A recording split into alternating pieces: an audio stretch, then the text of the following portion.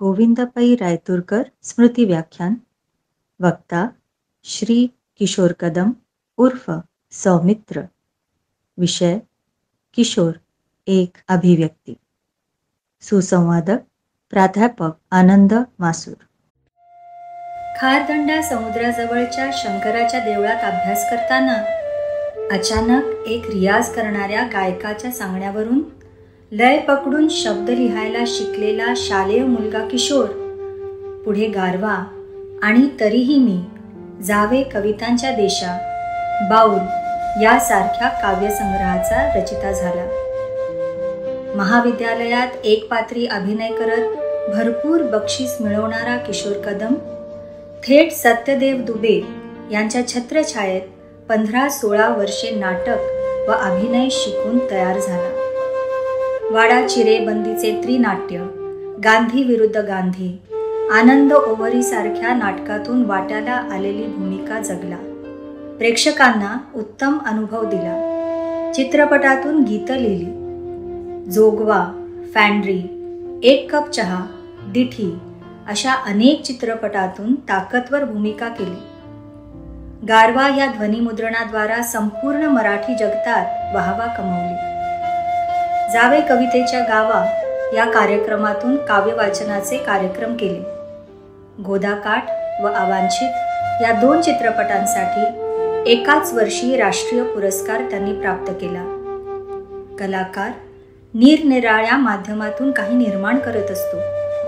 त्या निर्मितीतून स्वतःलाच प्रगट करतो.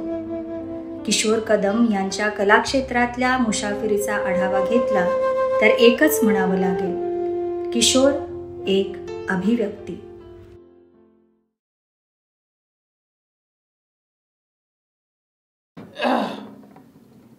आपण एकूण तुमच्या मुसाफिरीची सुरुवात थोडीशी फ्लॅशबॅक टाईप करूया, कारण माझ्या मते कविता आधी तुमच्या आयुष्यात आली, म्हणजे नाटक येण्याच्या आधी, या अर्थाने म्हणतोय मी. म्हणजे बसल्यानंतर श्वास घ्यायची उसंत न देता सुद्धा लगेच इंटरव्ह्यूला सुरुवातच केली. ते प्राध्यापक आहेत ना, वर्गात आल्या आल्या लेक्चर सुरू करायची 45 मिनिटं ना सवय, त्याच्यामुळे त्यांनी डायरेक्ट पहिला प्रश्नच विचारला.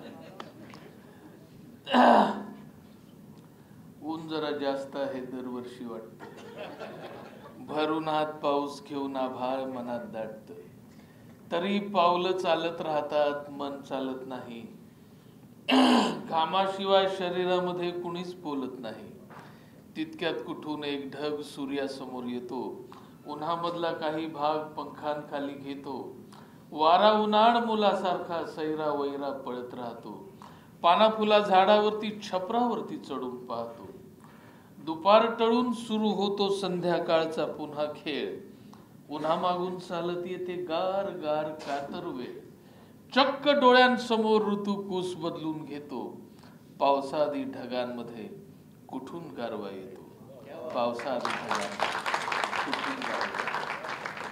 नमस्कार. या गोमंतक विद्यानिकेतनच्या विचारवेध या सत्रामध्ये मला आज गप्पा मारणं, व्याख्याता असं माझ्या मित्राने, आम्ही खूप जुने मित्र आहोत मुंबईपासूनचे आणि नाटकातले, राजू आणि मी, तर व्याख्याता म्हणून बोलताना तो जरा सुद्धा अडखळला नाही, याचं मला आश्चर्य वाटलं. आणि लक्षात आलं की मध्ये एवढा मोठा काळ गेलाय आयुष्याचा त्याच्या आणि माझ्या भेटण्यामध्ये, जगण्यामध्ये, की एक किशोर जो मित्र होता तो व्याख्याता कधी झाला आणि व्याख्याता बोलताना त्याला अडखळायला कसं नाही झालं, याचं मला आश्चर्य वाटतं.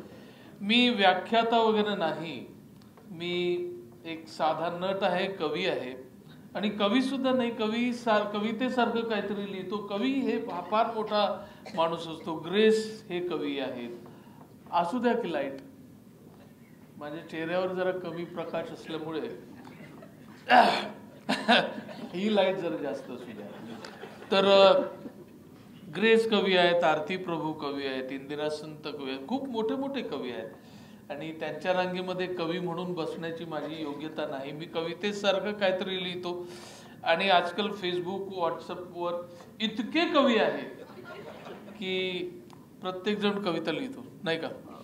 तर कविता ही मला वाटतं प्रत्येकाच्या आयुष्यात आधी येते. तुम्ही प्राध्यापक आहात आणि तुम्ही मुलांना पाहत असाल कित्येक वेळेला, हा, आणि मुलांच्या आयुष्यात कविता आधी येते, नंतर मग नाटक येतं.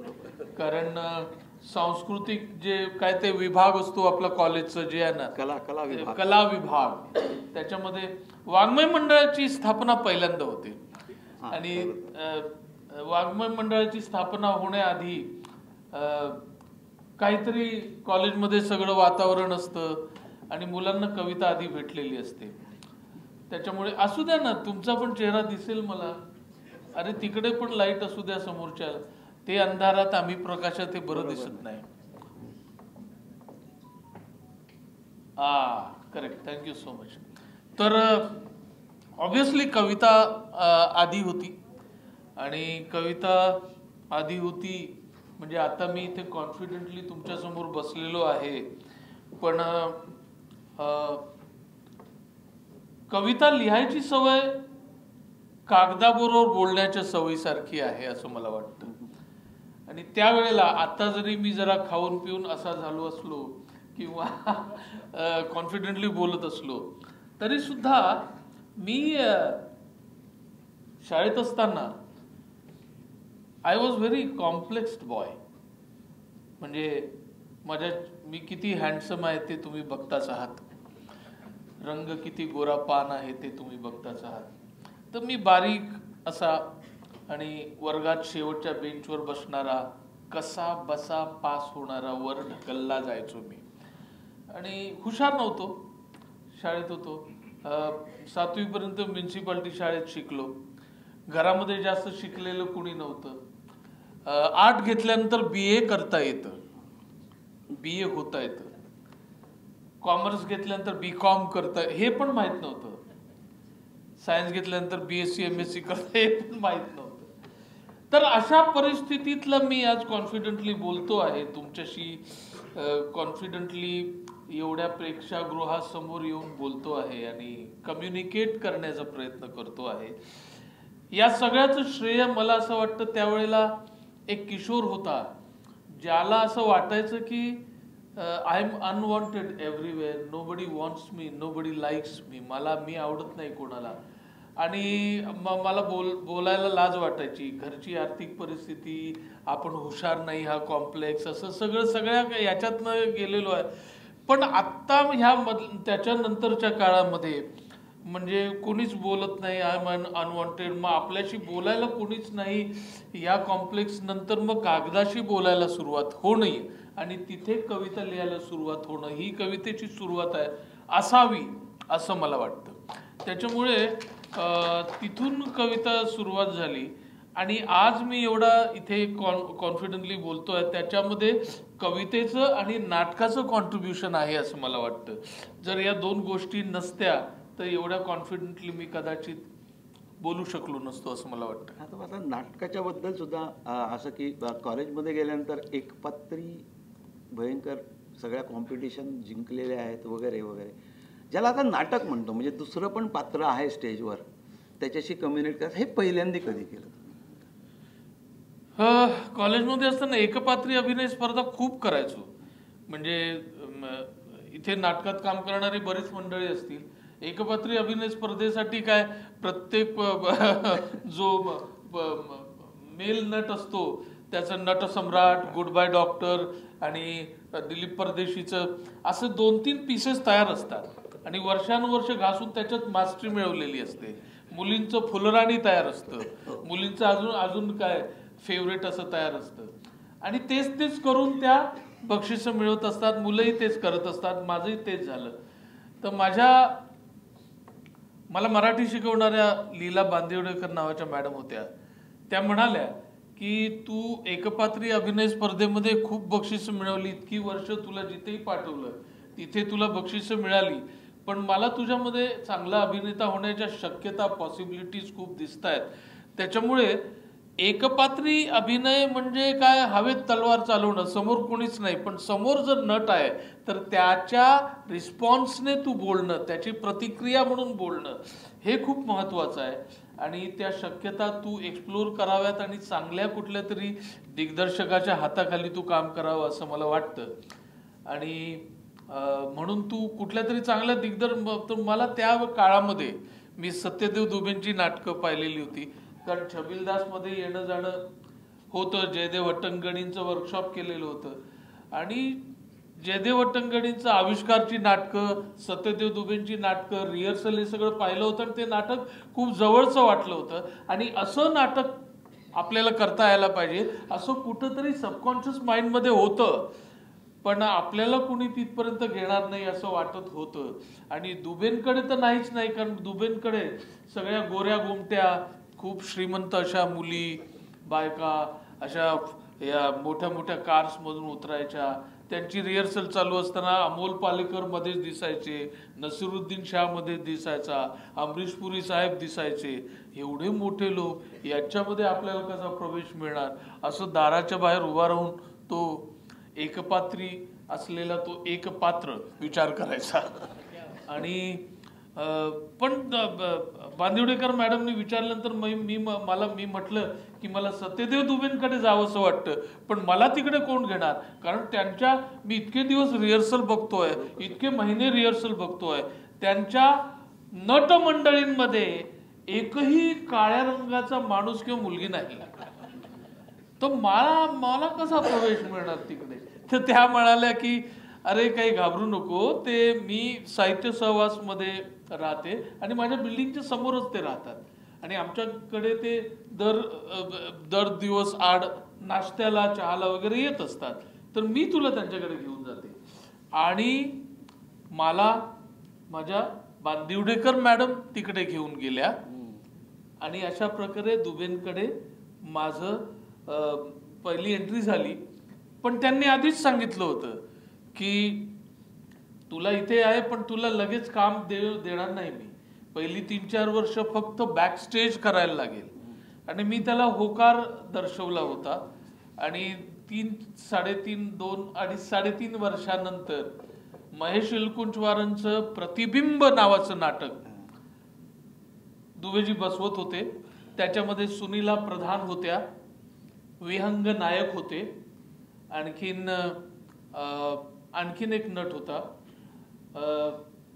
आणि मी बॅकस्टेजला होतो. आणि या 3.5 वर्षांमध्ये दुबेजींचं एक इथे व्याख्यान झालंय ना, वर्कशॉप झालंय, वर्कशॉप नाही झालं. तर दुबेजींचा एक नियम होता की नाटक जेव्हा ते रिहर्सल मध्ये जात असतील तेव्हा बाकीचे सगळे जे नाटकात काम करत नाहीयेत त्यांचं सगळं नाटक पाठ पाहिजे. ते कधीही म्हणू शकतात की ह्याच्या जागी उभी राहा आणि रिहर्सल कर, किंवा शोला सुद्धा सांगू शकतात. त्यामुळे त्यांचं हे चालू असताना मी नाटक जवळजवळ वाचलं होतं खूप वेळा, जरा पाठ झालं तो म्हणजे पाठ करण्याचा प्रयत्न करत होतो. दुबेजींची रिहर्सल म्हणजे खूप टेन्स असं वातावरण असायचं, कारण दुबेजी खूप स्ट्रिक्ट होते. तो विहंग नायक नावाचा एक अनुभवी नट तो, आणि आम्ही सगळे प्रॉम्प्टिंगला वगैरे बसलेलो. एक दिवस काहीतरी झालं आणि त्यांचं भांडण झालं रिहर्सल मध्ये आणि दुबेजी इतके ओरडले आणि विहंग नायक पण त्यांना काहीतरी बोलले आणि मग इतकं झालं की विहंग नायकांचं ब्लड प्रेशर वाढलं. काय झालं, त्यांना खूप राग आला. त्यांनी ते स्क्रिप्ट तिथं ठेवलं आणि म्हणाले मी जातो. आणि ते नाटक सोडून गेले आणि सांगून गेले दुबेजींना की मी येत नाही, हे तुझा आरडाओरडा मला हे होत नाही, सहन होत नाही वगैरे वगैरे. आणि ते गेल्यानंतर दुबेजींच्या लक्षात आले की हा सिरियसली गेलाच आहे निघून. पण दुबेजी होते ते म्हणाले जाओ, ते म्हणाले जाने दो उसको, किशोर चलो खडा रहो. आणि मग मी उभा राहिलो आणि मग तिथून रिहर्सलला सुरुवात झाली आणि तिथं पहिलं ते नाटक होतं. ग्रेट. आता उल्लेख केलात की इथे दुबेजी आले होते आणि त्यांनी एक वाक्य म्हटलं होतं आमच्या इथे की मराठी प्रेक्षक हा नाटक बघत नाही तर ऐकतो. हे नक्की नेमकी त्यांची काय म्हणजे म्हणणं होतं तुमची त्यांच्यावर ती काही 15 वर्ष होती तेव्हा या संदर्भात कशा पद्धतीने ते बोलले होते काही? नाही, हे खूप खूप म्हणजे खूप बोलता येईल असं वाक्य आहे ते. मला असं वाटतं की तू त्या गोष्टीकडे अजून जात नाहीये की माझ्यामध्ये जेव्हा नट घडत होता तेव्हा माझ्यामध्ये कविता पण घडत होती. कविता आणि नाटक या दोन्ही गोष्टी माझ्यामध्ये हातात हात घेऊन चालत होत्या. आणि मी नाटक करत असताना म्हणजे स्टेजवर काम करत असताना मला सुचलेली आहे कविता. एंट्री घ्यायला उभा आहे आणि ज्यांनी नाटकात काम केलं असेल त्यांना कल्पना असेल एंट्री घ्यायला आपण उभा राहतो आणि किती धाकधूक असते की काय होईल, इन्सिक्युरिटी असते की वाक्य आठवेल की नाही, विसरू आपण, काय होईल, एंट्री बरोबर घेऊ का नाही, एवढे लोक असतील काय होईल, फोकस राहील का नाही, कॉन्सन्ट्रेशन होईल का नाही. एंट्री घ्यायला उभा असताना मला सुचलेली कविता आहे, सेट लावताना सुचलेली कविता आहे, प्रयोग चालू असताना सुचलेली कविता आहे आणि माझं आवडतं नाटकाचा शेवटचा प्रयोग आहे. आणि आता याच्यानंतर तो प्रयोग होणार नाही आणि नटाचं खूप आवडती भूमिका असते ती आणि परत कधीच ते करायला मिळणार नाही हे दुःख असतं नाटक बंद होत असल्याचं. तेव्हा सुचलेली कविता आहे. तर असं नाटक आणि कविता सायमल्टेनियसली चालू होतं. तर महेश विलकुंचवारांचं हिंदी पण मी केलं प्रतिबिंब, मराठी तर केलं, नंतर हिंदीचे पण प्रयोग केले. त्याच्यामध्ये नसीरुद्दीन शहा होता आणि दुसरी भूमिका मी करायचो. हा आणि तर त्या नाटकाचा दुबेजींनी आम्हाला फक्त नाटक म्हणजे अभिनय करणं फक्त शिकवलं नाही, तर सेट कसा लावायचा, लाइटिंग कसं करायचं, साऊंड डिझायनिंग कसं करायचं, परत तिकीट सेलिंग लायसन्स कसं आणायचं, पोलिसांशी कसं डील करायचं, ओल्ड मॉन्क कशी प्यायची, सिगरेट कशी ओढायची, 5 स्टार मध्ये पार्टी होत असताना एलिट माणसांबरोबर डिग्निफाईड रित्या उभं कसं राहायचं आणि तिकडे वावरत असताना आपण ज्या परिस्थितीतून वर आलो ती मूळ कसं नाही विसरायचं हे सुद्धा शिकवलं. तर चांगला गुरु हा फक्त एकाच गोष्टीवर कॉन्सन्ट्रेट करत नसतो, तो अनेक गोष्टी आयुष्य शिकवत असतो. तर दुबेजींनी फक्त नाटक नाही शिकवलं, आयुष्य शिकवलं. हे सगळं तर शिकवलंच, बाकी कुठली पुस्तकं वाचायची, कविता कुठल्या पाठ करायच्या ते. आणि मला असं वाटतं की दुबेजींमुळे आयुष्य खूप समृद्ध झालं. म्हणजे भले आज मला कधीच शाहरुख खान व्हावंसं वाटलं नाही, मला कधीच सलमान खान व्हावंसं वाटलं नाही, मला कधीच अंकुश चौधरी व्हावंसं वाटलं नाही. मला अँबिशनच नव्हती मोठं असं काहीतरी होण्याची, कोणासारखं तरी व्हायची नव्हती. म्हणजे आणि हे मी ठरवलं नव्हतं की दिस विल बी माय प्रोफेशन. आणि अजून पण ते प्रोफेशन आहे की नाही मला कळत नाही, कारण मगाशी आपण बसलो होतो तेव्हा फोन आला होता, अजूनही पैसे पाहिजे तेवढे देत नाहीत. तर I don't know whether it is my profession or not. पण कवितेबाबत मी असं म्हणू शकतो, it is not my profession, it is for me myself, I am writing. Okay. आणि त्याच्यातनं पैसे मिळवण्याची अपेक्षा नसते, पण आता दुसरं काहीच येत नाही म्हणून अभिनयातनं थोडेफार पैसे मिळाले तर सर्वाइव्ह होऊ शकतो. आणि थोडंसं नाव झाल्यानंतर गोमंत विद्यानिकेतन सारखे लोक विमानानं इथं बोलवू शकतात. तर असं वर्षानुवर्ष 15 वर्ष किती 25 वर्ष मी काम करतोय. मला अजून आठवतंय इथे या स्टेजवर आनंद ओरी केलं होतं, त्याला 10-15 वर्ष झाली. माझं खूप आवडतं नाटक होतं. आणि आता राजूने आणि दिलीपजींनी सांगितलं, तू सांगितलं की तो शेवटचा प्रयोग होता, त्याच्यानंतर आनंद ओरी आम्ही केलं नाही. हे माझ्या लक्षात नव्हतं, पण इथे केलं होतं एवढं लक्षात आहे. आणि इतकं दुःख होतं की आज शेवटचा प्रयोग आहे, आता याच्या पुढे नाही. बरं, आता हा उल्लेख होतोय म्हणून मध्ये थांबवतो. महत्वाचं बोलतोय मी, थांब. कविता वाचून दाखव ना. हा, महत्वाचं. तर इतकं दुःख होतं की आनंदोरी आता परत होणार नाही. आणि आनंदोरी करताना म्हणजे आपण काय म्हणतो, दुबेंची डुप्लिकेट तिसरी कॉपी किंवा दुसरी कॉपी म्हणजे अतुल पेठे. तर अतुल पेठेंनी काही बंधनं घातली होती की दारू असं सोडायला लागेल इतके महिने वगैरे वगैरे, प्रयोग होताना नाही वगैरे प्यायची वगैरे वगैरे. आणि हा शेवटचा प्रयोग झाला. आणि मग मी राजूला आणि यांना सांगितलं होतं की यार हे आज तर आज आपल्याला बसायला लागणार ना. आणि प्रयोग झाल्यानंतर अतुल पेठेला खोटं बोलून आम्ही तिघं चौघं, हे लोक मला हायजॅक करून घेऊन गेले होते. आणि मग कित्येक महिन्यांनी तिकडे आय गॉट ड्रंक. आणि आता दिलीपजींनी सांगितलं की तो बारवाला इतका वैतागला की तो चावी त्यांच्या हातात ठेवून गेला की तुम्हाला पाहिजे तेव्हा उठा आणि जा तुम्ही. तर इकडची माझी आठवण ती आहे. माझा आवडतं नाटकाचा शेवटचा प्रयोग इथे झालेला आहे. असाच हाऊसफुल प्रयोग होता. तर हे सगळं घडत असताना कविता सुद्धा सोबत होती. तर प्रतिबिंब नावाच्या नाटकाचा मी सेट लावत होतो पृथ्वी थिएटरमध्ये. तेव्हा माझं लग्न झालेलं नव्हतं. हे मला मुद्दाम सांगायचं आहे. कवी कसा विचार करतो हे तुमच्या लक्षात येईल. तो सेट लावत असताना मी पॅरापीटवर चढलो होतो वरून, आणि खाली असे प्लॅटफॉर्म्स मांडले होते, ते सगळं चाललं होतं. आणि मी वरून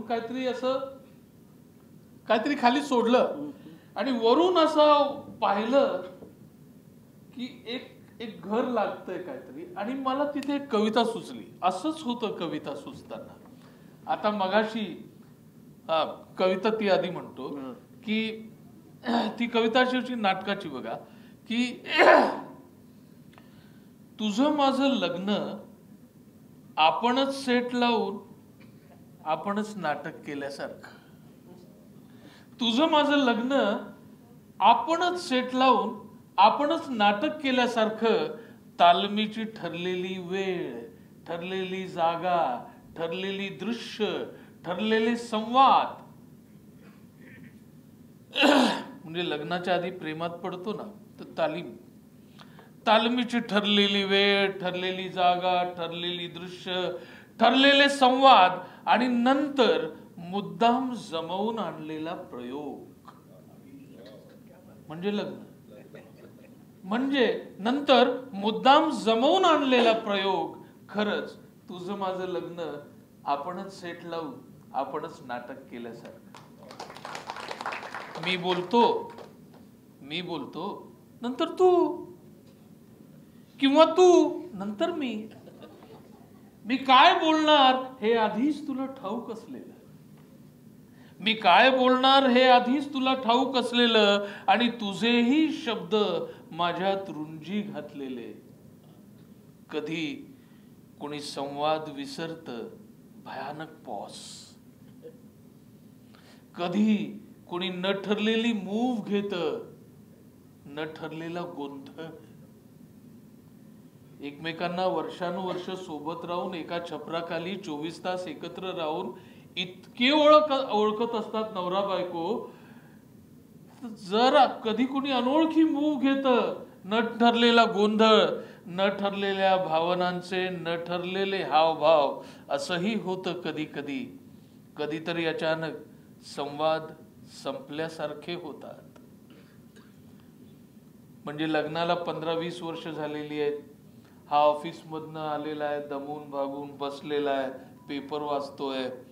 ती गपचूप चहा ठेवून निघून जाते, किचन मध्ये काम करायला लागते. हा एक शब्द बोलत नाही, ती तिच्या कामामध्ये अडकलेली आहे. कधी कधी अचानक संवाद संपल्यासारखे होतात. स्वतःलाच हास्यास्पद वाटतं.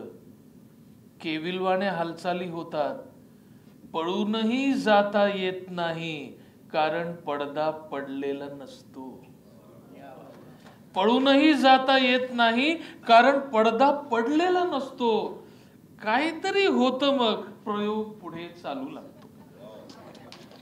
म्हणजे ज्यांनी नाटकात काम केलंय आणि स्टेजवर जे लाईन विसरलेत ना, त्या क्षणी काय होतं आणि एकदा का पुढची लाईन आली की कसं व्हायचं वाटतं तसं.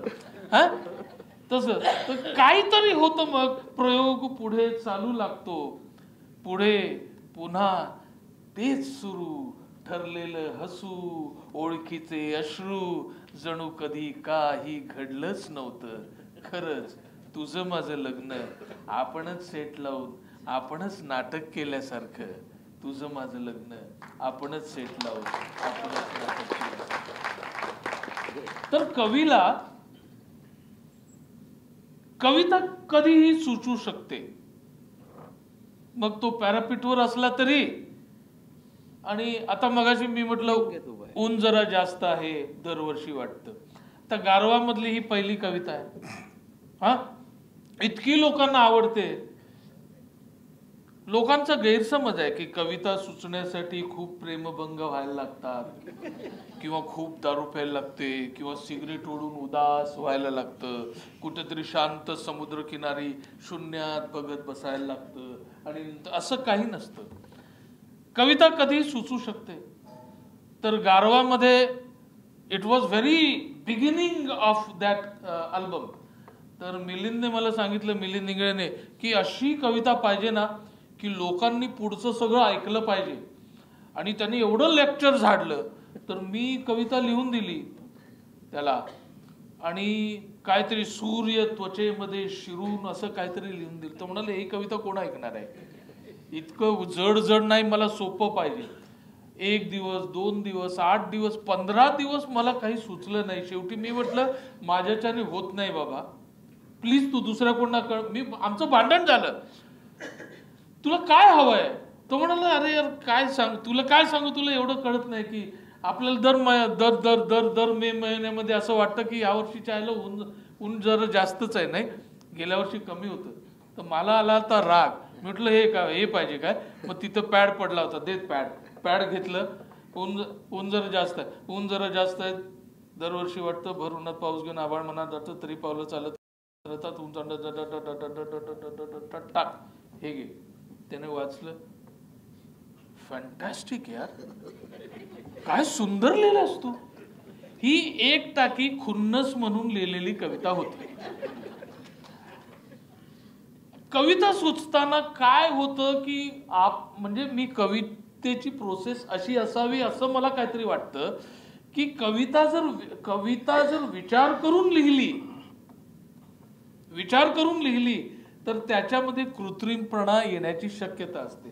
मला इथे एक झेन छोटी कथा आठवते की एक कॅलिग्राफी म्हणजे चायनीज मध्ये ते कॅलिग्राफीला खूप महत्व आहे. त्यांची अक्षरं तुम्हाला माहिती आहेत.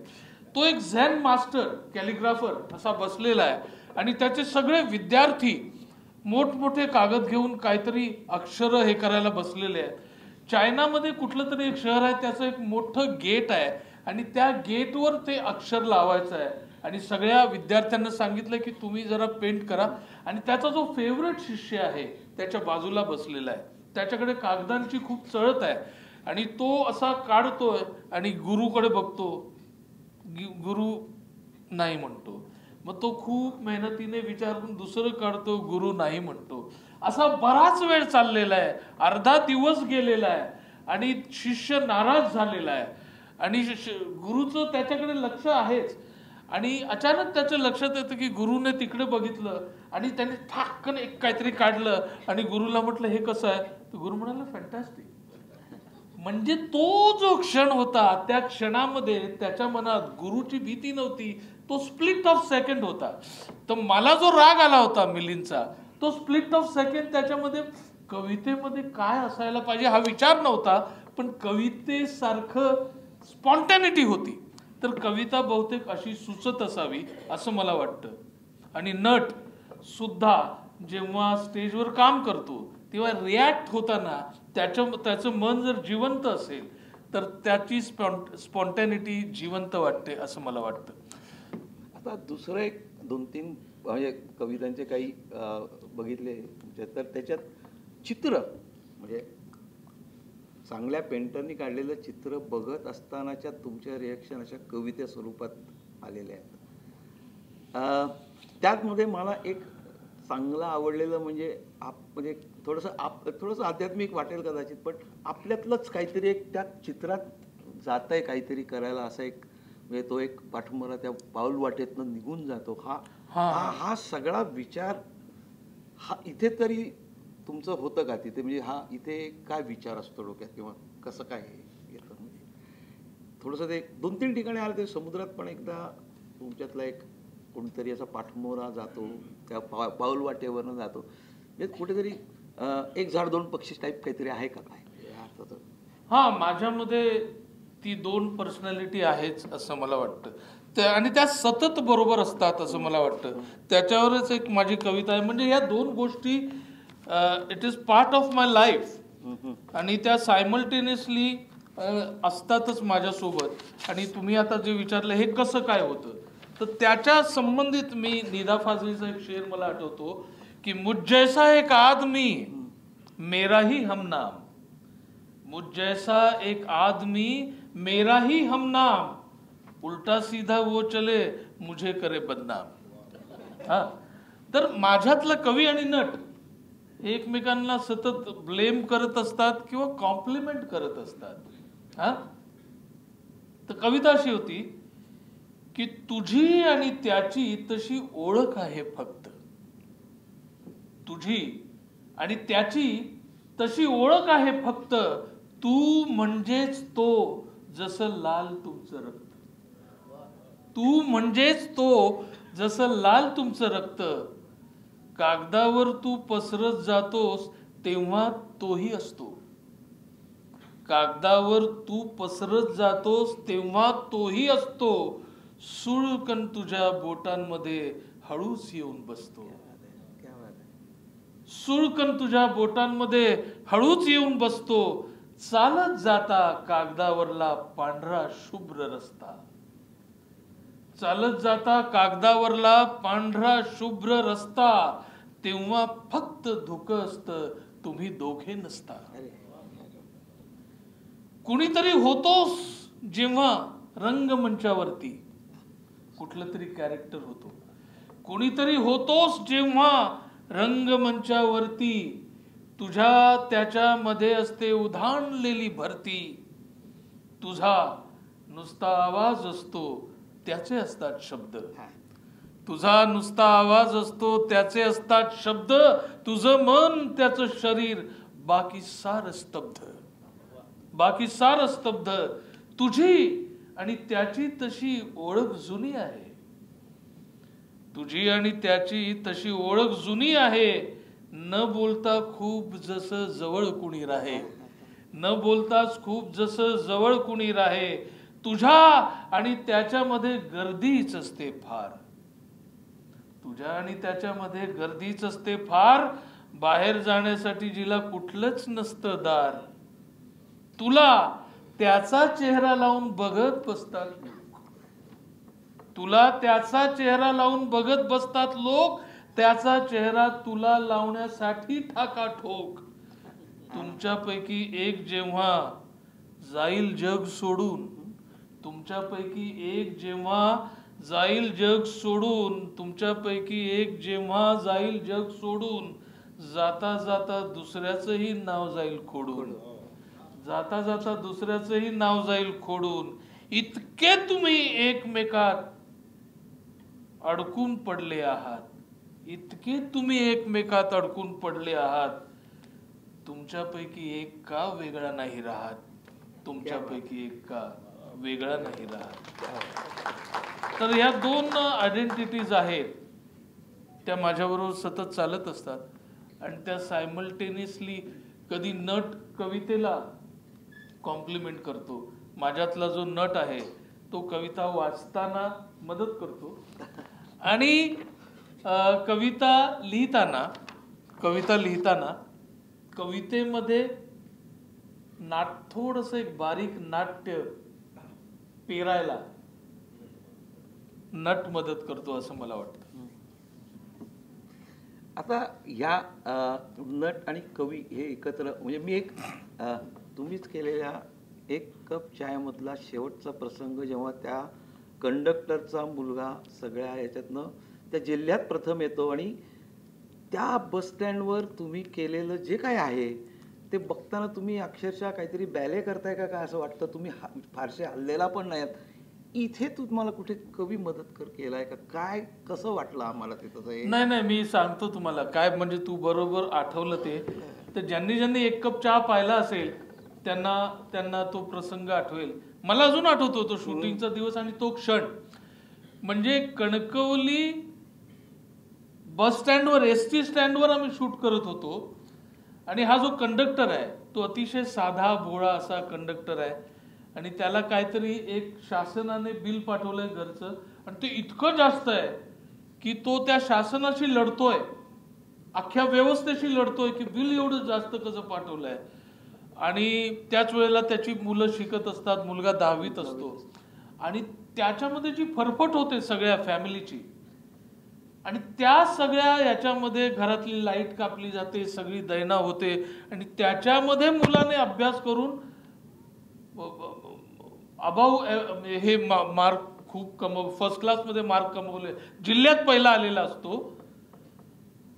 आणि सिनेमाच्या शेवटच्या प्रसंगामध्ये आम्ही कणकवली स्टेशनवर होतो, ते सगळं शूट चालू होतं, कॅमेरा लागला, आजूबाजूला लोक होते सगळे आणि मग एक रिपोर्टर येते आणि म्हणते तुमच्या मुलाचा जिल्ह्यामध्ये पहिला नंबर आला, तुम्हाला कसं वाटलं.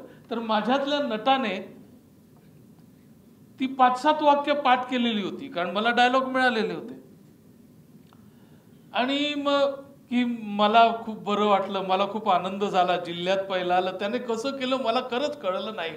आणि मला असं वाटतं की माझा मुलगा इतका कॉन्फिडन्स, पण त्याचा जो स्वतःवरचा आत्मविश्वास होता तो त्याच्या कामी आला, असं मी कॉन्फिडंटली बोललो. हे शूट झालं सीन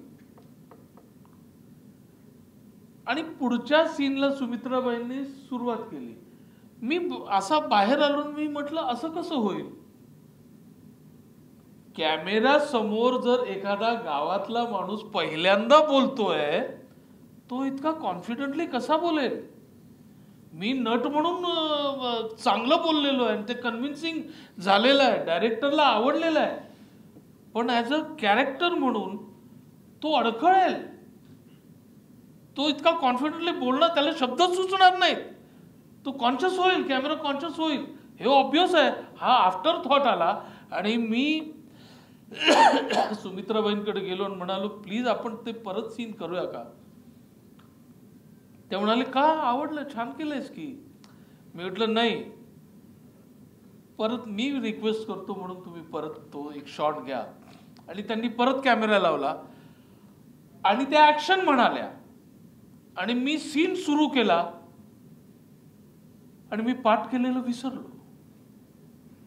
तरी सुद्धा आय कंटिन्यूड आणि मला जे सुचलं आणि मी जे भोगलं होतं आणि माझ्या कुटुंबाने जे भोगलं होतं आणि माझ्या मुलाने जे भोगलं होतं ते सगळं मला आठवलं, त्या कॅरेक्टरला आठवलं आणि मला माझ्या किशोरच्या आयुष्यातल्या व्यक्तिगत काही घटना फ्लॅशमध्ये आठवल्या आणि मला गळा दाटून आला.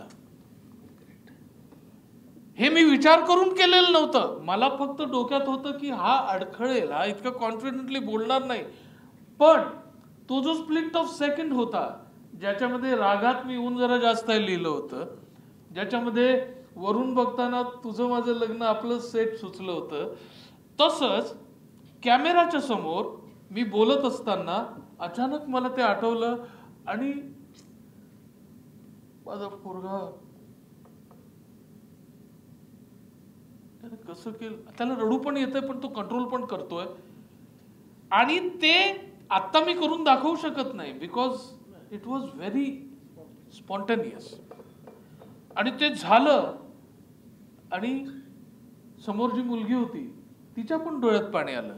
माझा मुलगा होता, त्याने पण अशी घट्ट मिठी मारली. शॉर्टकट झाला, मी बसून राहिलो, कॅमेरा शिफ्ट झाला, मी तिथेच बसून होतो आणि 1-2 मिनिटांनी माझ्या खांद्यावर एक हात आला. मी वळून पाहिलं तर सुमित्राबाई होत्या. त्यांनी फक्त असं जवळ घेतलं मला आणि त्या निघून गेल्या. आणि that one moment split of second तुम्ही जे चित्रपटात पाहता ते जेव्हा हे कसं घडलं तर ते असं घडलं. You can't explain it, you can only describe. असं घडलं होतं, but that spontaneity can't be explain असं मला वाटतं. आता याच ओळीत थोडंसं पुढे म्हणजे वेगळ्या थोड्याशा ह्याच्यामध्ये मला असं विचारायचं वाटतं की तुमच्या काही कवितांमध्ये इतकं तुमचं वाचन डोकावतं आणि इतकं सुंदर वाटतं ते. म्हणजे मला वाटतं तुम्ही ती एक कविता लिहिलेली आहे ज्याच्यामध्ये तुमच्यावर ऑपरेशन होतं आणि तुम्ही म्हणता माझे मित्र माझी कविता वाचेल आणि मला अनॅस्थेशिया वगैरे काही नको. आणि किती टोकाच्या कविता वापरल्यात त्याच्यामध्ये. एका बाजूला म्हणजे रॉय किणीकर पण आहेत, बाळ कवी पण आहेत, फ्रॉस पण येतो. आता ह्या वाचनात तुम्ही जे काय वाचन करता ते एक तर तुमचं पाठांतर जबरदस्त असावं असं माझं मत आहे. तर ह्या सगळ्याचा हळूहळू तुम्ही सवय केली का ती होतीच असं तुम्हाला वाटतं तुमच्यामध्ये कविता करताना स्पेशली?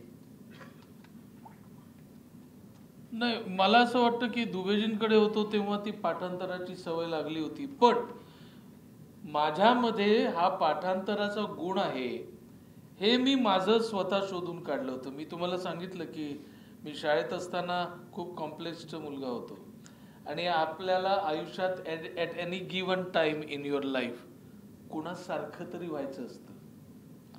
तर मी जेव्हा 8वीत 9वीत होतो तेव्हा शेवटच्या बेंचवर बसायचो आणि अजिबात अस्तित्वहीन होतो. म्हणजे सुटी व्हायची मधली तर मी असा बाजूने चालत जायचो तर कोणाला त्याचं काही पडलेलं नसायचं की मी आहे, कुणीतरी आहे, कुणीच माझ्याकडे ढुंकून नाही बघायचं. इतका मी निग्लेक्टेड होतो, असं नसल्यासारखा होतो. आणि माझ्या वर्गात एक मुलगा होता जो पहिल्या बेंचवर बसायचा, खूप हुशार होता, सॉली तडातडा भाषण करायचा, नाटकात काम करायचा, एंट्री घ्यायची तेव्हा हॉलमध्ये तुडुंब टाळ्या वाजायच्या आणि त्या टाळ्यांमध्ये किशोर एक बसलेला असायचा आणि असं वाटायचं की अरे यार हे असं आपल्याला कधी जमेल का, आपण येऊ आणि टाळ्या असं सबकॉन्शियस माइंडमध्ये सुद्धा विचार नाही यायचा. इतकं म्हणजे त्या महेश तो इतका हावी झाला होता माझ्या. आणि सबकॉन्शियस माइंडमध्ये असं वाटलं होतं की त्याच्यासारखं व्हायला पाहिजे. मला असं वाटतं की तुमचा कॉम्प्लेक्स आहे ना खूप पॉझिटिव्हली वर्क होतो. तुम्ही जितके कॉम्प्लेक्सिटीमध्ये जगता आणि जितकं कॉम्प्लेक्स आत खेचता, तळाशी जाता, तितका तो उसळून वर येतो. तर एके दिवशी ते इतकं झालं असावं की ते उसळून वर आलं. आणि माझ्या शाळेमध्ये एक इंटर झोनल एलोक्युशन कॉम्पिटिशन वक्तृत्व स्पर्धा होती. म्हणजे शाळेतल्या शाळेत नाही, इंटर झोनल. त्या झोनमध्ये जेवढ्या शाळा आहेत त्याच्यातली सगळी चांगली बोलणारी मुलं भाषण देणार आणि त्याच्यातनं मग स्पर्धा होणार. आणि मी उठलो आणि माझं नाव देऊन टाकलं. मी का दिलं मला माहिती नाही, कुठल्या तिरीमिरीत दिलं मला माहिती नाही, मी नाव दिलं. काहीतरी त्यांनी विषय दिला. म्हटलं आईला आपण अभ्यासात आपल्याला 2 ओळी पाठ होत नाहीत, आपण नाव दिलंय. हा पण मग मी जिथे खारदांड्याला राहायचो तिथे जिथे अभ्यास करायला जायचो तिथे एक माणूस एका झाडाखाली खूप जाडी जाडी पुस्तकं वाचत बसलेला नेहमी दिसायचा. तो हुशार असावा असा माझा समज झाला. आणि मी त्याच्याकडे गेलो आणि म्हटलं की हा विषय आहे आणि मी वक्तृत्व स्पर्धेत भाग घेतलाय आणि तुम्ही प्लीज मला भाषण लिहून द्याल का. तो म्हणाल ठीक आहे उद्या ये. मी दुसऱ्या दिवशी गेलो तर त्याने 5 फुलस्केपचं भाषण मला लिहून दिलं होतं. माझ्या हातात 5 फुलस्केप होते. मी म्हटलं त्या आईला 5 वाक्य आपण आयुष्यात कधी पाठ केलेलं नाही, हे 5 फुलस्केप कधी पाठ करणार आहे आपलं. आपण कशा चूक केली नाव वगैरे देऊन.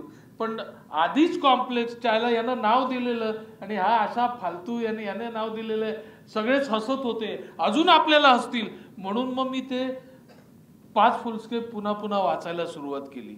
Nobody was guiding me, nobody was telling me what to do. काय करायचं मला माहित नव्हतं. मी सुरुवातीपासून वाचायचो, शेवटपर्यंत 5 फुलस्केप झाल्यावर परत वाचायला सुरुवात करायचो. असं किती वेळा वाचलं मला माहिती नाही.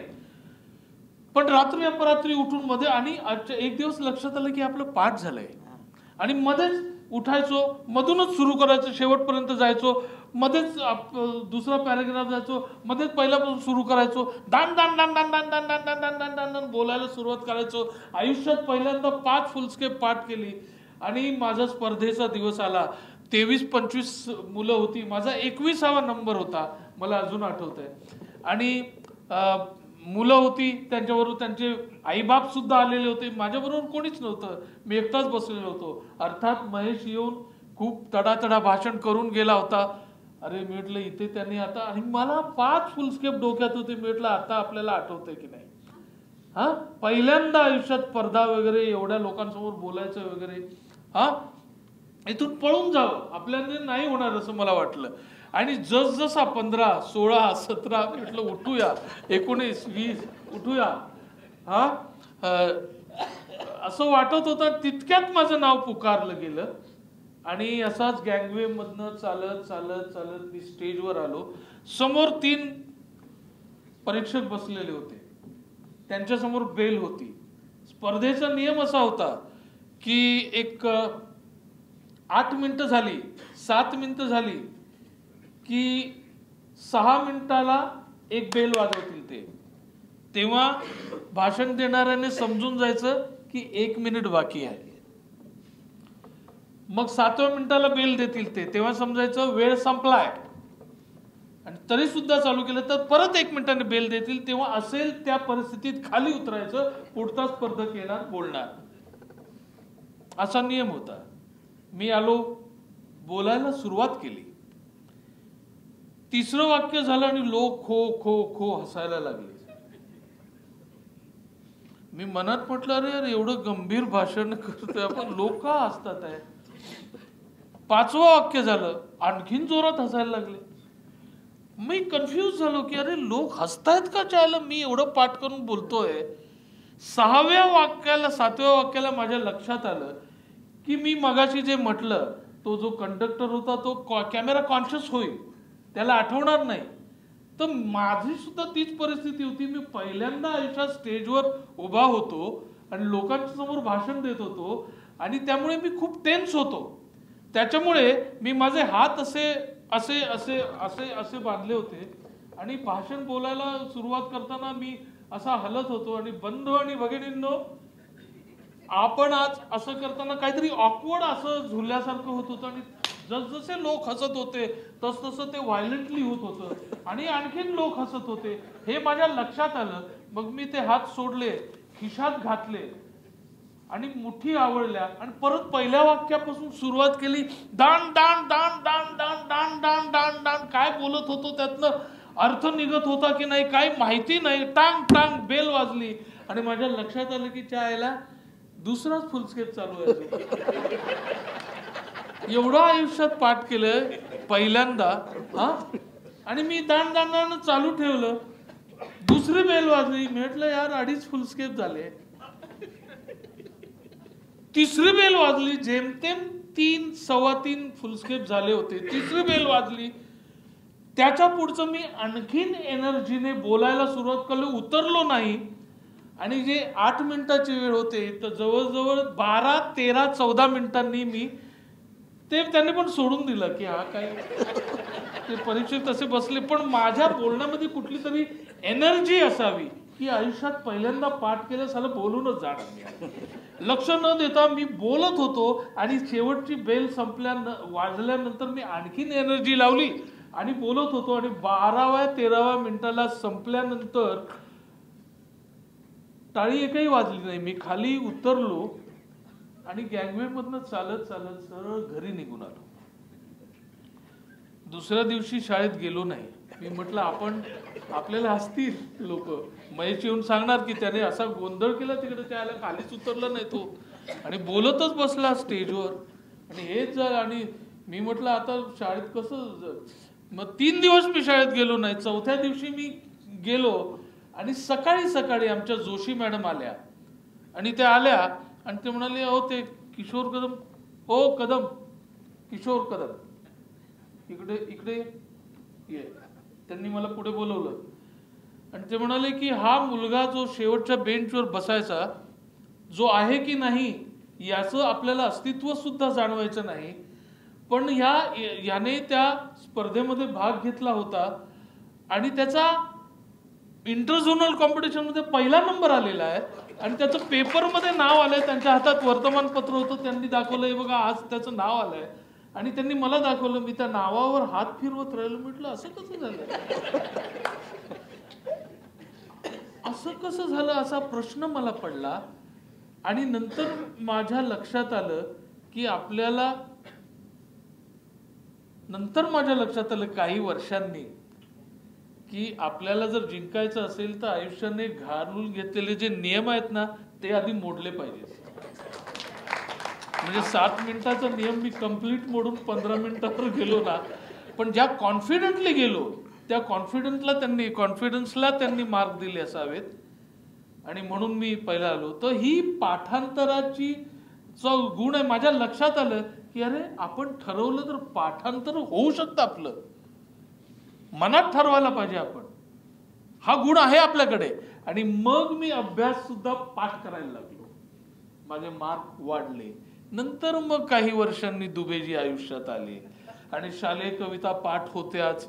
मग कविता म्हणताना ती जी गंमत असते, भाषेची गंमत असते, रिदमची गंमत असते, ते सगळं होतं. दुबेजी म्हणायचे नेहमी की नटाने बोलताना स्वतःचा आवाज स्वतः ऐकायला शिकलं पाहिजे. नाहीतर नट बोलतात पण स्वतःच स्वतः ऐकत नाहीत. त्याच्यामुळे त्यांना कळत नाही की आपल्या बोलण्यातनं अर्थ निघतोय की नाही. तर हे सगळं पुढे घडलं आणि त्याच्यातनं आता मी बोलतो आहे. हे सगळं मी पाठ करून बोलतो आहे असं समजू नका. नाही, पुन्हा एकदा येतो मी वाचनाच्या संदर्भात जरा सांगितलं तर बरं होईल. कारण हल्ली असं झालं की बऱ्याचदा लक्षात येतं की निदान नाटकामध्ये किंवा खरं तर सगळीकडेच, पण नाटकामध्ये विशेषतः नट म्हणून काम करत असताना वाचन खूप महत्त्वाचं ठरतं. खूप वेळा फक्त नाटकाचं नाही तर अवांतर सुद्धा. तर ते तुमच्या जे प्रत्यक्ष कवितेमध्ये पदोपदी दिसत असतं आम्हाला, त्याच्याबद्दल काही फक्त नाटकातच नाही. मला असं वाटतं की तुम्ही कुठला बिझनेस करत असाल, तुम्ही कुठलं ऑफिसमध्ये काम करत असाल, सांस्कृतिक कशात काम करत असाल, प्रत्येक ठिकाणी तुम्हाला वाचणं हे खूप आवश्यक आहे. जेही मिळेल ते वाचलं पाहिजे असं मला वाटतं. त्याच्यासाठी एक सिरियस फिक्शनच वाचलं पाहिजे, वैचारिक नॉन फिक्शनच वाचलं पाहिजे असं काही नाही. मिळेल तो पेपर, मिळेल ते पुस्तक, मिळेल ते मासिक, तुम्ही वाचण्याची तुम्हाला सवय जर लावली तर आपोआप चांगलं म्हणजे काय, वाईट म्हणजे काय हे तुम्हाला नंतर कळत जातं. आणि मग तुम्ही चांगलं शोधत बसता आणि चांगल्या गोष्टी आपोआप तुमच्यापर्यंत चालत येतात असं मला वाटतं. आता एक थोडासा आत्या वयाला मिशा असत्या तर असा प्रश्न थोडासा खरं तर, कारण एक कविता तुमची आहे अशी की ती एक शहरातली कविता गावात जाते आणि घाबरून पळत येते इन अ सेन्स. तर त्या संदर्भात असं की तुम्ही मुंबईत नसता तर तुम्ही काय झालं असतं असं वाटतं? मुंबईत नसतो तर मी गोव्यात असतो. कारण I am born and brought up on the sea shore in Khardanda, on sea shore. That's why my friend used to say that he's Kishore. तर मी खारदांड्याला कोळी वस्तीमध्ये लहानाचा मोठा झालोय. तर मी कुठल्या तरी समुद्राच्या काठीच असतो असं मला वाटतं. जर मुंबईत नसतो तर कोकणात असतो किंवा गोव्यात असतो. तर पण मुंबई हे शेवटी मुंबई आहे आणि मुंबई बरंच काही शिकवते. हो, पण आता मगाशी तुमच्या त्या 2-3 कवितांमध्ये तुम्ही जसं म्हटलात की त्या क्षणी सुचलेल्या कवितांबद्दल बोललात, पण मुंबईबद्दल 2-3 कविता आहेत त्या अशा बरंच आयुष्य मुंबईमध्ये काढल्यानंतर आल्या अशा वाटत आहेत.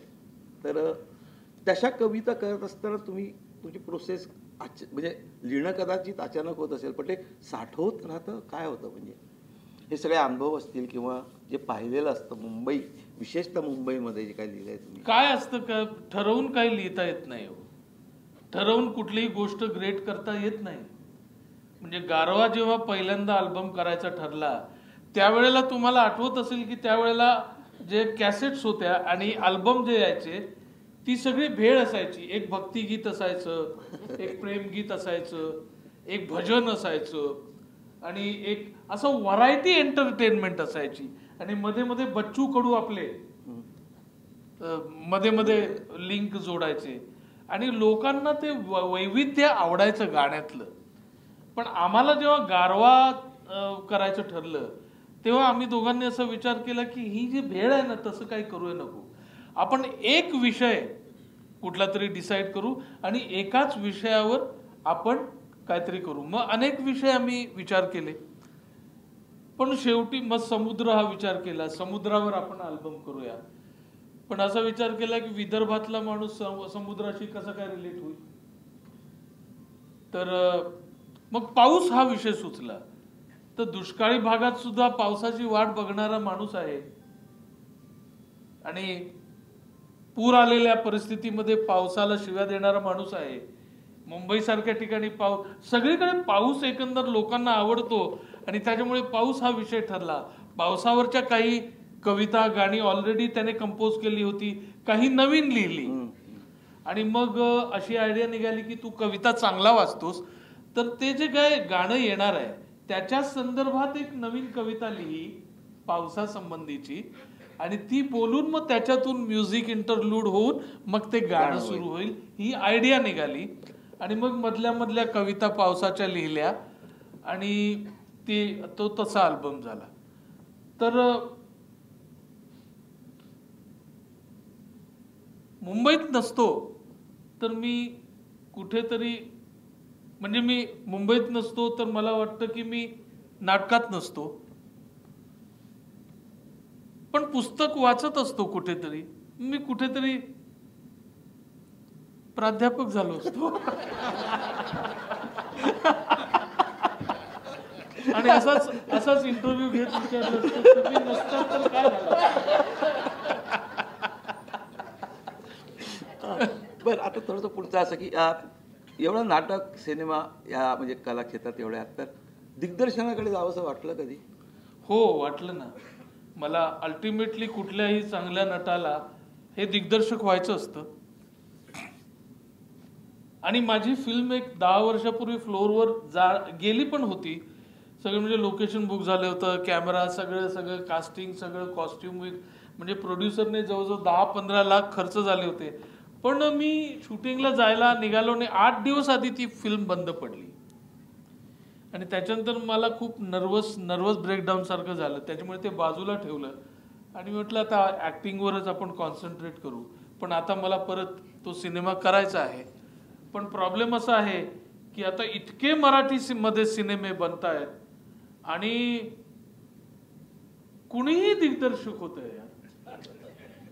कुणीही म्हणजे एक सिरियल केलेला मुलगा पण लगेच दिग्दर्शक होतो आणि या लोकांना आहे ना प्रोड्युसर फासता येतात.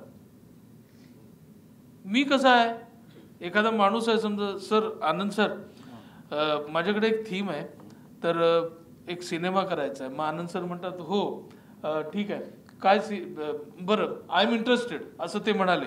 त्याच्यावर मी म्हणतो आनंद सर तुम्हाला तर माहिती आहे मी कसा आहे. मी दुबेजींकडे हे झालोय एक्सपेरिमेंटल थिएटरमधनं आलोय तर मी जो सिनेमा करणार तो चालणार नाही हे मी आधीच सांगून टाकतो की मी केलेला सिनेमा चालणार नाही. तर तुमच्याकडे जे पैसे असतील ना तर तुमचं कलेवर प्रेम आहे, माझ्यावर प्रेम आहे, या दोघांवर प्रेम आहे तरच टाका. But I won't give you guarantee of recovering the money. कोण प्रोड्यूस करणार माझी फिल्म? त्यामुळे अजून नाही झालेली.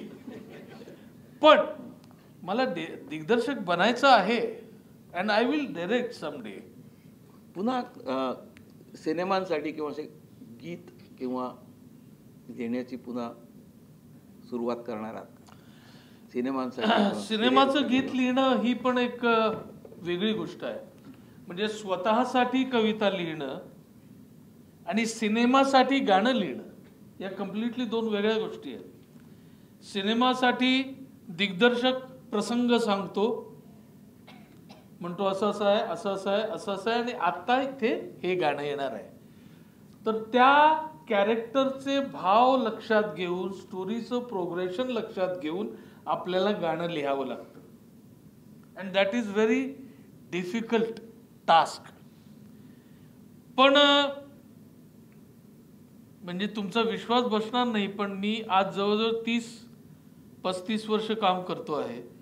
सत्यदेव दुबेंकडे मी 15 वर्ष काम केल्यानंतर श्याम बेनेगल, गोविंद निलानी, अमोल पालेकर अशा मोठ्या मोठ्या दिग्दर्शकांकडे काम करून चांगलं नाव झाल्यानंतर ब्रेक लागल्यासारखा असा एक काळ आला की पुढली 5-6-7 वर्ष माझ्याकडे एकही ऍक्टिंगचं काम नव्हतं.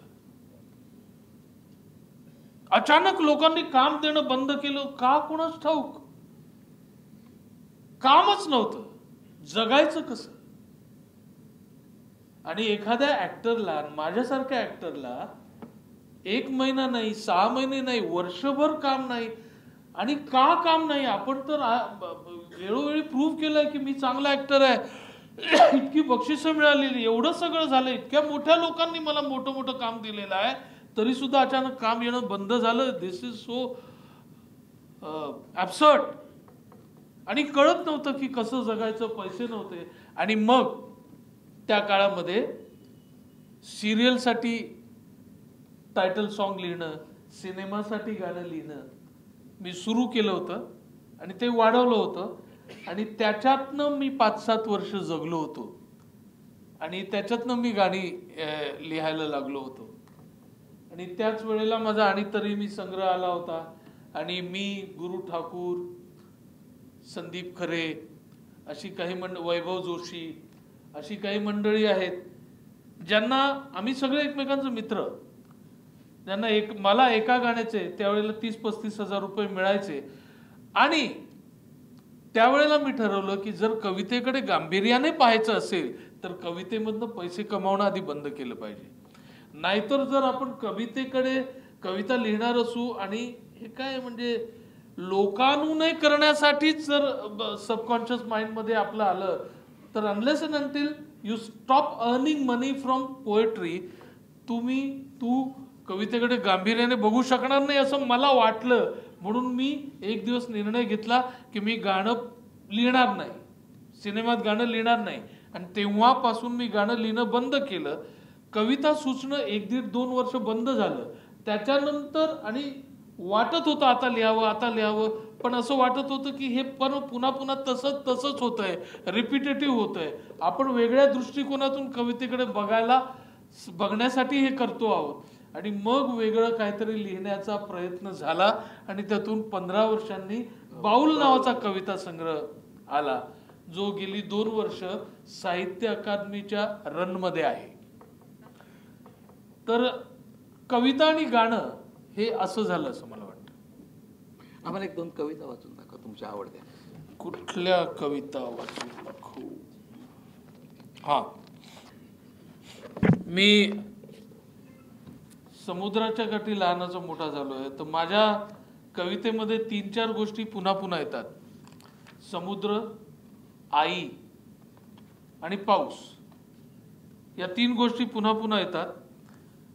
तर मी समुद्राबाबतीत लिहिलेली कविता वाचतो की माझ्यासोबत समुद्राच्या खऱ्या खोट्या बाता येतील, माझ्यासोबत समुद्राच्या खऱ्या खोट्या बाता येतील, मला शोधत जाल तेव्हा अनेक वळण वाटा येतील. माझ्यासोबत समुद्राच्या खऱ्या खोट्या बाता येतील, मला शोधत जाल तेव्हा अनेक वळण वाटा येतील. मी जसा आहे तसा प्लीज नका पाहू मला, मी जसा आहे तसा प्लीज नका पाहू मला. माझा फोटोच काढाल तर त्यात फक्त लाटा येतील. नव्या जुन्या समुद्रावर पुन्हा पुन्हा येतो फिरून, नव्या जुन्या समुद्रावर पुन्हा पुन्हा येतो फिरून, थपकून थांबतो पुन्हा चालतो किनाऱ्यावर काही बघून. डोळे मिटून शोधत राहतोय काय गेलंय माझ्यामधून, तुम्हीच सांगा आता मला गाज नक्की येते कुठून. तुम्हीच सांगा मला, गाज नक्की येते कुठून? समुद्राची गाज अन रित एकांताचं बन, समुद्राची गाज अन रित एकांताचं बन, समुद्राच्या तळासारखं खोल खोल झालंय मन. एक शिंपला शोधतो आहे गेली कित्येक वर्ष मी, ज्याच्यात जाऊन लपून बसले कुणीतरी एक जण. वाळू मधून चालता चालता तुमचं पाऊल बुडतं काय? वाळू मधून चालता चालता तुमचं पाऊल बुडतं काय? एक एक खूण तळपायातून कुणी मागे सोडतं काय? परतताना त्याच खुणा तुम्हीच उचलून घेता, मग पुन्हा व्हर्जिन होतो बीज, असं कधी घडतं काय? प्रत्येक नव्या भरती सोबत प्रत्येक लाट नवीन असते, प्रत्येक नव्या भरती सोबत प्रत्येक लाट नवीन असते. समुद्राची गाज पण खूप खूप प्राचीन असते. तुमच्याच हृदयावरती हात ठेवून एकदा बघा जरा, समुद्राच्या तळाखाली कुठेतरी जमीन असते, समुद्राच्या तळाखाली कुठेतरी जमीन असते. अश्रूंमध्ये मिसळलेल्या पाण्याच्या या गाण्याचं, अश्रूंमध्ये मिसळलेल्या पाण्याच्या या गाण्याचं, वयासोबत आणखी आणखी खारट खारट होण्याचं, अश्रूंमध्ये मिसळलेल्या पाण्याच्या या गाण्याचं, वयासोबत आणखी आणखी खारट खारट होण्याचं. आभाळाला प्रश्न पडतो रोज वरून बघताना, वय काय असेल बरे समुद्राच्या पाण्याचं? आयुष्याच्या किनाऱ्याला पुरून उरतोय समुद्र, आयुष्याच्या किनाऱ्याला पुरून उरतोय समुद्र. हेमिंग्वेचा मासा अजून घेऊन फिरतोय समुद्र. Old man in the sea. आयुष्याच्या किनाऱ्याला पुरून उरतोय समुद्र, हेमिंग्वेचा मासा अजून घेऊन फिरतोय समुद्र. नशीब आणि निसर्गाच्या मध्ये कुठेतरी अथांगाच्या तळाखाली अजून भरतोय समुद्र. भरती सोबत किनाऱ्यावर पांगत असते मित्रांनो, ओहोटी मागे ओल होऊन थांबत असते मित्रांनो. क्षितिजाच्या पार पुढे सुचत बसते रात्रीची. समुद्राची गोष्ट कधीच संपत नसते मित्रांनो. माझ्यासोबत समुद्राच्या खऱ्या खोट्या बाता येतील, कधी गॉसिप, कधी गप्पा, कधी तुम्हाला गाता येतील. माझ्यामध्ये भिजायचं तर किनाऱ्यावर थांबायचं. जेव्हा भरती येईल तेव्हा लाटा उठून स्वतः येतील. माझ्या सोबत समुद्राच्या खऱ्या खोट्या बाता येतील. माझ्यासोबत समुद्राच्या खऱ्या खोट्या बाता. लास्ट एक लास्ट झाली 45 मिनिटं असं वाटतंय. हा, मी माझ्या आईवरची एक कविता म्हणतो.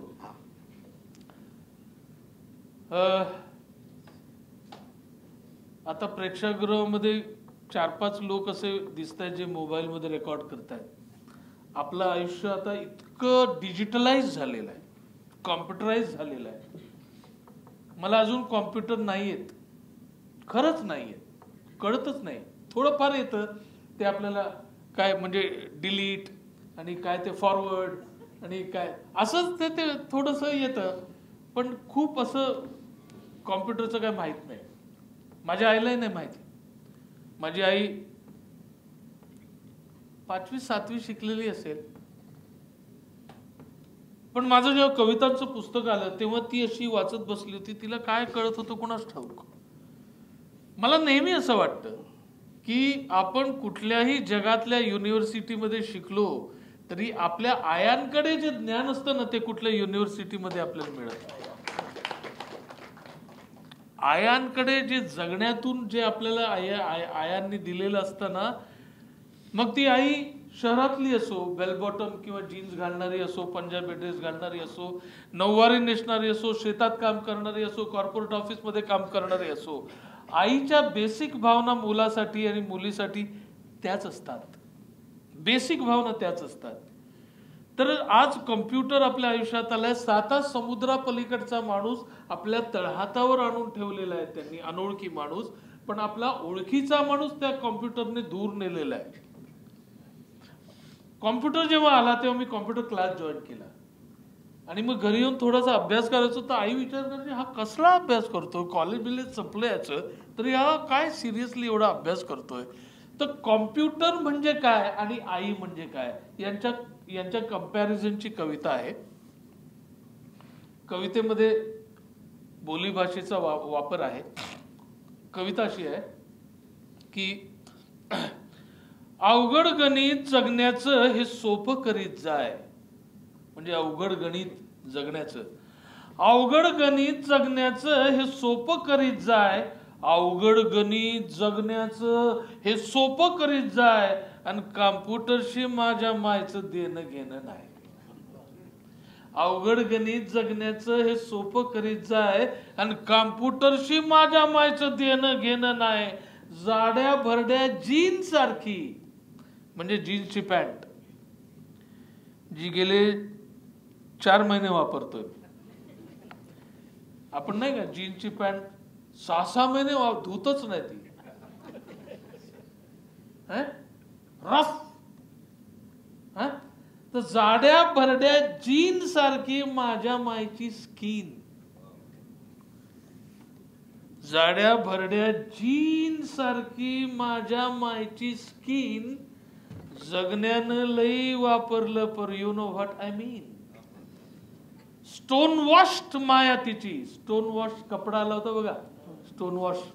स्टोन वॉश्ड माया तिची मिरच्या लसूण चटणीची आणि गाता गळा मळा जणू लकेर ह्युस्टन व्हिटनीची. व्हिटनी ह्युस्टन जी आपली काळी गायिका आहे, तर माझी आई गाताना व्हिटनी ह्युस्टन सारखी. गाता गळा मळा जणू लकेर ह्युस्टन व्हिटनीची. जुनं ते सोनं म्हणणं जुनीच तिची खोड. आजकाल काय झालंय, यूज अँड थ्रोचा जमाना झालाय. खूप वर्षांनी मित्र भेटले तर आपल्याला असं वाटतं यार याला विचारूया का बायको बिको बरी आहे ना तुझी, म्हणजे अजून आहे ना का, मध्ये काय झालं का काय.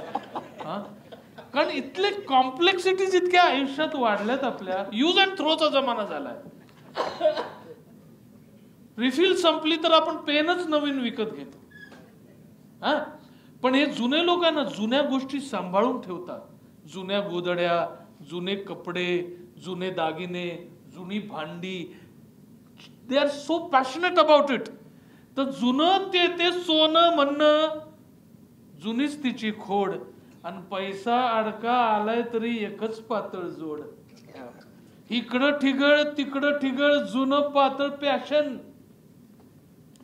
जुन्या पातळाबद्दल ती खूप पॅशनेट आहे. फाटले तरी एक ठिगळ इकडे लावते, तिकडे ठिगळ लावते, पण पातळ तेच वापरते. इकडं ठिगळ तिकडं ठिगळ जुनं पातळ पॅशन. अमेरिकेत बी फेमस आहे माझ्या मायची फॅशन. म्हणजे आपण मॉल मध्ये जाऊन नाही का ठिगळवाली जीन्स 9,999 रुपयाला विकत घेतो.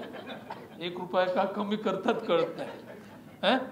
तर ती तर आपल्या आयांची जुनी फॅशन आहे यार. अमेरिकेमध्ये आता आली असेल. तर इकडं ठिगळ तिकडं ठिगळ जुनं पातळ पॅशन. अमेरिकेत बी फेमस आहे माझ्या मायची फॅशन. ठिगळ खरंच सुंदर दिसत्यात बघा, यू मे ट्राय. आणि कॉम्प्युटरशी माझ्या मायचं देणं घेणं नाही. कुठून करू सुरू तिची सांगू कशी कहाणी. कुठून करू सुरू तिची सांगू कशी कहाणी.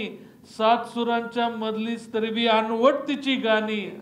जाणता झाल्या धरणं तिला वाचतो हाय नुसता. जाणता झाल्या धरणं तिला वाचतो हाय नुसता. आणि तिला शोधता मी बी विसरलेलो रस्ता. पोरग शिकून मोठं होईल एवढंच तिचं सपान. त्याच्या पायी तुडवत आली काट्यावरलं रान. वकील इंजिनियर होईल यानं व्हावं डॉक्टर. आजकाल काय होतं की मूल जन्माला आलं की आई वडील पाळण्यात ठेवतात आणि म्हणतात की हा सॉफ्टवेअर इंजिनियर होणार, हा अमेरिकेला जाणार. तर वकील इंजिनियर होईल यानं व्हावं डॉक्टर. शिकवताना मला नव्हता असला कुठला फॅक्टर. खुदकन हसती बघून आता सूट बूट आणि टाय. आणि कॉम्प्युटरशी माझ्या मायचं देणं घेणं नाही. Second part of the poem. शाळेमध्ये शिकता शिकता माझी बदलली भाषा. शा पोटफोड्या श.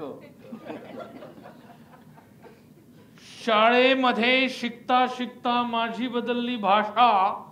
भाषा जगण्यामध्ये हळूच आला हाय फायचा शोषा.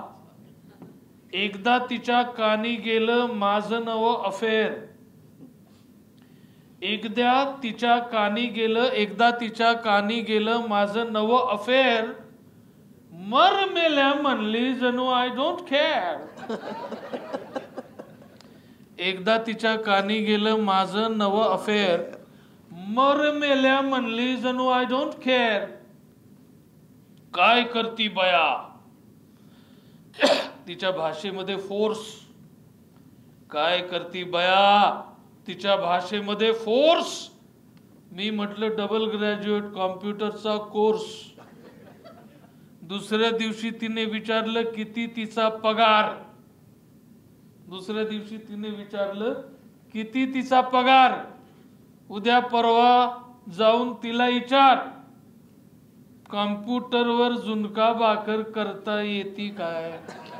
आणि कॉम्प्युटरशी माझ्या मायचं देणं घेणं नाही. सुरकुतलेल्या तिच्या चेहऱ्यात आयुष्य रिस्टोर. कॉम्प्युटरचं एक बटन असतं ना रिस्टोर, जी मेमरी जागृत करतं. तर माझ्या आईच्या चेहऱ्यावरच्या एक एक सुरकुतीमध्ये एक एक आठवण, एक एक वर्ष, एक एक तप गोंडून ठेवलेला आहे. सुरकुतलेल्या तिच्या चेहऱ्यात आयुष्य रिस्टोर. आणि इकडे मला तरुण वयात जगणं झालंय बोर. नापास झालो आत्महत्या करावीशी वाटते. नोकरी मिळत नाही आत्महत्या करावीशी वाटते. मगाशी म्हटलं तसं काम मिळत नव्हतं 7 वर्ष, तेव्हा बऱ्याच वेळा आत्महत्या करावीशी वाटली. आता पदोपदी आपल्याला आत्महत्या करावीशी वाटते. पण हे जुने लोक कुठल्या जोडावर कुठली एनर्जी आणतात आणि नवीन आयुष्य, नवीन रोज दिवस नव्या एनर्जीने सुरू करतात. तर सुरकुतलेल्या तिच्या चेहऱ्यात आयुष्य रिस्टोर. इकडे मला तरुण वयात जगणं झालंय बोर. बोलणं तुटलं आता असतं सोबत इंटरनेट. बोलणं तुटलं आता असतं सोबत इंटरनेट. ती असते आणि मी असतो but can't communicate. I suddenly came to know that life is futile. Dreams, hopes vanish now. Negativeness is style. हारता हारता तरी जिंक मेल्या असं वन शी सॅड.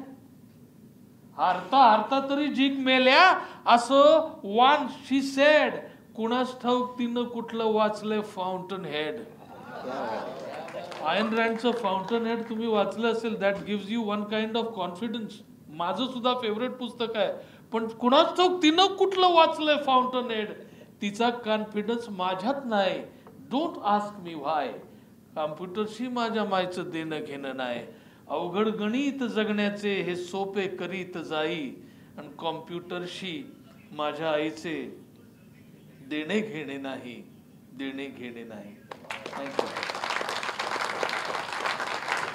आता काही काळ आपण प्रेक्षकांना जेव्हा कोणाला काही विचारायचं असेल तर हा विचारा. पर्सनल नका विचारू. पॉलिटिकल नका विचारू.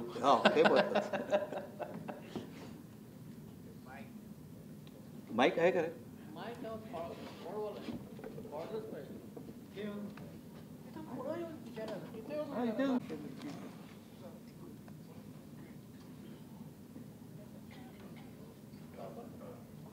कोण येत आहे? जरा पुढे येऊनच विचारा कारण माईक नाही देत आहे. स्पेशल 26 चित्रपट कसा काय मिळाला त्याबद्दल थोडं सांगा. स्पेशल 26 स्पेशल 26 त्याच्या आधी नीरज पांडेने एक मराठी फिल्म प्रोड्यूस केली होती ताऱ्यांचे बेट नावाची. त्याच्यामध्ये सचिन खेडेकर होता माझा मित्र. तर त्या फिल्ममध्ये एक छोटीशी भूमिका होती आणि ती भूमिका मी केली होती. आणि तो that was first day of that film shoot. Day. आणि त्या दिवशी नीरज तिकडे होता आणि त्या दिवशी मी जो सीन केला तो त्याला खूप आवडला आणि बहुतेक त्याच्या डोक्यामध्ये त्यावेळा डोक्यात कास्टिंग चालू असणार आणि त्याने तेव्हा माझं कास्टिंग केलं होतं आणि म्हणून त्याने मला ती फिल्म दिली.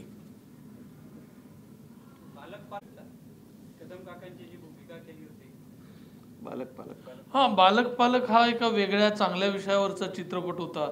नटरंगमध्ये मी पांडवाची भूमिका केलेली होती. नटरंग खूप आवडला होता लोकांना. त्याच्यामुळे रवी, आम्ही मित्र आहोत, त्याच्यामुळे त्याचा तो दुसराच सिनेमा होता, त्याने त्याच्यात मला घेतलं, पैसे पण दिले, कमी दिले. मराठीमध्ये तसंही देत नाही. कोकणीमध्ये मिळतात की नाही माहित नाही. कोकणीमध्ये आता चित्रपट काढायचं म्हटल्यावर मी राजूला म्हटलं काय होतं रे, तर तो म्हणाला बहुतेक की आता आम्हालाच पैसे घेऊन जावं लागतं.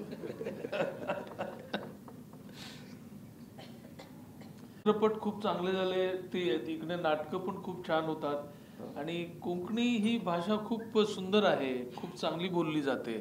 तिला एक वेगळं कल्चर आहे. त्याला साहित्य अकादमी सुद्धा आता मिळाली, ही आनंदाची गोष्ट आहे. ज्ञानपीठ मिळालेलं आहे. कसं मिळतं ना की सिनेमा काढताना भाषा ही सेकंडरी राहते. तर तुम्ही जर वैश्विक विषय घेऊन जर काही नवीन चेहरे येत आहेत, लिहित आहेत, काही अभिनेते नवयुवक आता येतात त्याच्यात नाटकाच्या ह्याच्यात, त्यांना तुम्ही काय सांगाल? त्यांना काही सांगण्यात का मोठा नाही आहे मी, पण मला असं वाटतं की कविता लिहिण्यासाठी आजूबाजूला जेही घडतंय, म्हणजे आधी कसं यमक छंदातली कविता होती, तोच चंद्रमा नभात तो तीच चैत्र यामिनी, एकांती मज समीप तीच तूही कामिनी, शुक्रतारा मंदवारा चांदणे पाण्यातुनी. हे आपल्याला प्रेमगीताकडे घेऊन जाणारं आधी होतं, आताही आहे. हिंदी चित्रपटामध्ये प्रेमगीतं लिहिली जातात, मराठीमध्ये लिहिली जातात. पण मला असं वाटतं तिथून सुरुवात करून हळूहळू आपण वास्तवाकडे यायला पाहिजे. आजूबाजूला जे काही चाललेलं आहे त्याच्याबद्दल जास्त संवेदनशील होऊन त्याचा कसा मटेरियल म्हणून कवितेमध्ये उपयोग करता येईल, ते कसं येईल याच्याकडे बघितलं पाहिजे, तर आपलं लिटरेचर रिच होईल असं मला वाटतं. आणि नाटकामध्ये सुद्धा म्हणजे हे कमर्शियल नाटक आहे, ते प्रायोगिक नाटक आहे, आणि हे कमी दर्जाचं आहे, ते जास्त चांगलं आहे, असा फरक न करता सतत काम करत राहणं आणि चांगलं काम पाहणं, चांगलं जे काय घडतंय ते पाहणं, त्याच्यातलं मजा घेणं, हेच करू शकतो आपण असं मला वाटतं. सौमित्र हे नाव घेण्यामागे काही बायको असू शकते, पण ती सुद्धा नसते. तर आवडतं एक नसतं, आपल्याला अनेक गोष्टी आवडत असतात एका वेळेला. फक्त प्रत्येक गोष्टी त्या आवडणाऱ्या बदलत जात असतात काळानुसार. जशी तुमचं समज वाढत जाते, जसं तुम्ही आयुष्यात पुढे जात जाता, तशा आवडणाऱ्या गोष्टी बदलत जातात, आवडणारे पुस्तकं बदलत जातात, कवी बदलत जातात, लेखक बदलत जातात, सिनेमे बदलत जातात. त्यामुळे एक जे त्या काळी पु ल देशपांडे आवडायचे, नॉट नेसेसरी आताही आवडायलाच पाहिजे. कळलं का? बदलत असतं सगळं असं मला वाटतं. काय वाचावं लोकांनी, काय सांगू शकाल? आजूबाजूला जे घडतंय ते वाचावं लोकांनी.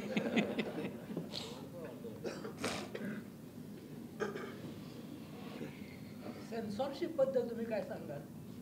सेन्सॉरशिप हवी नको? आपल्या देशात सेन्सॉरशिप आहे, तुम्हाला त्याचा जाच होतो की नाही? आता आहे ना, मानसिक सेन्सॉरशिप खूप झालेली आहे असं मला वाटतं. म्हणजे व्हॉट्सअप ग्रुपमध्ये सेन्सॉरशिप आली आहे, फेसबुकवर सेन्सॉरशिप आलेली आहे. म्हणजे सेन्सर बोर्ड म्हणून कायद्याचा भाग म्हणून काही लोक बसवलेले आहेत तिकडे. पण आता आपल्या जगण्यामध्ये आपणच आपल्या वेगवेगळ्या सेन्सॉरशिप्स तयार केलेल्या आहेत, ग्रुप्सने तयार केलेले आहेत, जातींनी तयार केलेले आहेत, माणसांनी तयार केलेले आहेत. त्या सेन्सॉरशिपमधनं आपण मुक्त व्हायला पाहिजे असं मला वाटतं. असं वाटायचं. मी बघितलं नाही तो पिक्चर, पण वाचतो मी. म्हणजे अन्नपूर्णम काहीतरी असं आहे. अन्नपूर्णी हो का, मला माहित नाही. हो, पण म्हणजे आता अमेरिकेमध्ये आणि युरोपियन कंट्रीमध्ये एवढं सेन्सरशिप आहे की नाही मला माहिती नाही, पण आपल्याकडे आहे ते. आणि ते असायला पण पाहिजे आणि कधी कधी वाटतं नसायला पण पाहिजे.